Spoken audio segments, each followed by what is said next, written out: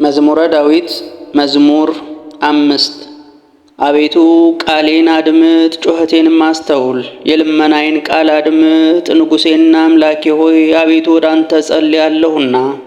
በማለዳ ቃሌን ስማኝ። በማለዳ በፊትህ እቆማለሁ እገለጥልሃለሁም። አንተ በደልን የሚወድ አምላክ አይደለህምና ክፉዎች ካንተ ጋር አያድሩም። አመፀኞችም በዓይኖች ፊት አይኖሩም። አመፅ አድራጊዎችን ሁሉ ጠላህ። ሐሰትን የሚናገሩትን ሁሉ ትጥላቸዋለህ። ደም አፍሳሹንና ሸንጋዩን ሰው እግዚአብሔር ይጸየፋል። እኔ ግን በምሕረት ብዛት ወደ ቤትህ እገባለሁ። አንተን በመፍራት በቤተ መቅደስህ እሰግዳለሁ።